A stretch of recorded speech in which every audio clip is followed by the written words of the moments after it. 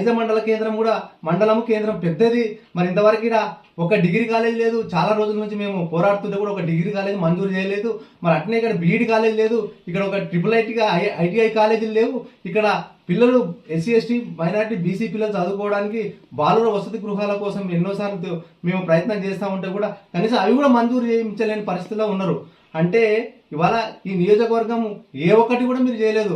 రాజోల్లో చాలా కాలం నుంచి మరి అక్కడ డిమాండ్ జూనియర్ కాలేజ్ కావాలని పోరాటం చేస్తూ ఉన్నారు. అది జూనియర్ కాలేజ్ ఇవ్వలేదు. వడ్డపల్లిలో కూడా గవర్నమెంట్ జూనియర్ కాలేజ్ లేదు. చాలా ఇబ్బందికరమైన పరిస్థితి ఉన్నది. ఈ నియోజకవర్గంలో మహిళలకు ఒక జూనియర్ కాలేజ్ లేదు, ఒక డిగ్రీ కాలేజ్ లేదు. ఎక్కడ నిర్వీర్యమైంది మొత్తము. ఎక్కడ చూసినా రోడ్లు సరిగా లేవు. మరి అస్తవ్యస్తంగా ఉన్నది. ఇవాళ మీరు ఇచ్చిన హామీ ఏముంది? నిరుద్యోగులకు నిరుద్యోగ వృత్తి ఇస్తామన్నారు. 4,000 ఈ నియోజకవర్గంలో ఎవరికైనా వచ్చినాయా?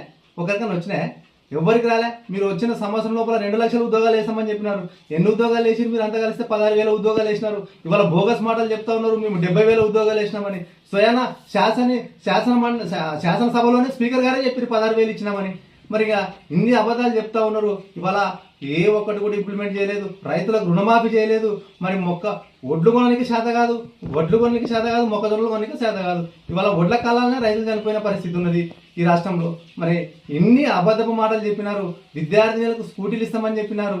మరి రైతులకు సంపూర్ణంగా 2 లక్షల రుణమాఫీ చేస్తామని చెప్పినారు. ఏ ఒక్కటి కూడా చేయలేని పరిస్థితిలో ఉన్నారు. మరి ఇవాళ మరి సిగ్గు లేకుండా మీరు అందరూ కలిసి విహారయాత్రకు పోయినట్ట అంటే ఏదో షో చేస్తున్నారు అంతే తప్ప కాంగ్రెస్ అంటేనే షో.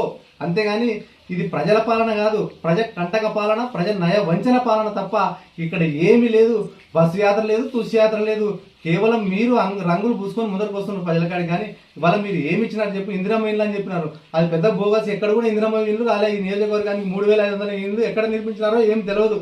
మరి ప్రతి ఒక్కటి కూడా ఇట్లా ఈ రకంగా అన్ని రకాలుగా ఏ హామీ కూడా ఇంప్లిమెంట్ చేయలేకుండా ఇవాళ అనంతపూర్ నియోజకవర్గంలో మీరు బస్సు యాత్ర, ప్రగతి నివేదిక యాత్ర చేస్తున్నారంటే ఇవాళ జనాలు నవ్వుకుంటా ఉన్నారు. ఇవాళ ఏ ఒక్కటి గ్రామాల పరిస్థితి చాలా అధ్వానంగా ఉన్నది. ఒక సీసీ రోడ్ లేదు, ఒక డ్రైనేజ్ లేదు, ఏమీ లేదు. మరి గతంలో కేసీఆర్ కట్టించినటువంటి మరి డంపింగ్ యార్డ్స్ కానీ, తర్వాత పల్లె ప్రకృతి వనాలు కానీ మరి వాటిని కూడా అభివృద్ధి చేసే పరిస్థితి లేదు. ఈ నియోజకవర్గంలో గురుకులాలు ఉన్నాయి. గురుకులాలను కూడా పట్టించుకునే పరిస్థితి లేదు. అన్ని ఇక్కడ మానపాడుకు సంబంధించిన గురుకుల గట్లో ఉన్నది, అలంపూర్కు సంబంధించిన గురుకుల నెట్టంపాల్లో ఉన్నది, అదేవిధంగా ఐజకు సంబంధించిన గురుకుల ఇక్కడ ఎర్రబల్లి చౌరస్తలో ఉన్నది. వాటిని కూడా తరలించలేని పరిస్థితి ఉంది ఈ నియోజకవర్గానికి. మరి మీరు నియోజకవర్గంలో బస్సు నివేదిక యాత్ర ఎందుకు చేస్తున్నట్టు, ఎవరి కోసం చేస్తున్నట్టు, దేనికోసం చేస్తున్నట్టు అని ఇవాళ ఈ నియోజకవర్గ మాజీ శాసనసభ్యులు సంపత్ కుమార్ గారిని, మరి నాగర్కర్నూలు పార్లమెంట్ ఎంపీ మల్లు రవి గారిని కూడా ఈ సందర్భంగా డిమాండ్ చేస్తున్నాం.